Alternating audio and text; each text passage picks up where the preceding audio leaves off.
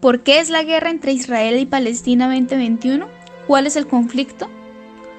Es una herida abierta en el corazón de Medio Oriente desde la mitad del siglo XX. La disputa histórica entre estas sociedades empieza a describir un nuevo capítulo de tensión con decenas de muertos y heridos. La escalada pasó de choques con fuerzas israelíes en Jerusalén a ataques aéreos con lanzamientos de cohetes. Según Israel, toda la ciudad es suya como su capital, pero a nivel internacional solo es reconocida de esa forma por Estados Unidos. Jerusalén, se identifica por muchos otros países como la capital del Estado de Palestina. ¿Qué está pasando entre Israel y Palestina? El momento más convulsivo estalló los últimos días. El pasado lunes los enfrentamientos fueron por ataques aéreos entre Hamas, que controla las franjas de Gaza, y el ejército israelí. En medio de la cruzada se celebró la Marcha de la Bandera. A la par, los palestinos celebraban el mes del Ramadán, pero la policía cerró las puertas de Damasco para impedir el acceso a la mezquita Al-Aqsa, donde se concentraban los musulmanes.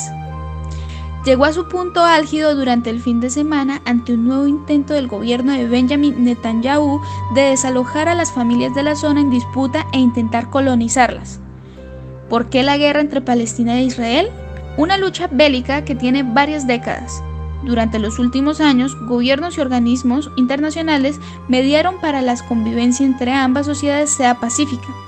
Sin embargo, Israel no reconoce la existencia como nación del territorio de su rival.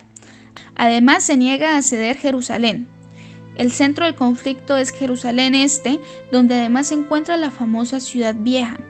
Esta disputa se remonta en los inicios de la creación del Estado de Israel.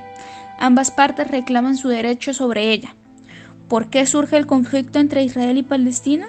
El pasado abril, un juzgado ordenó el desalojo de varias personas en el barrio de Sheikh Jarrah, cercanos a la Ciudad Vieja de Jerusalén, para que se pudieran construir más asentamientos a los judíos.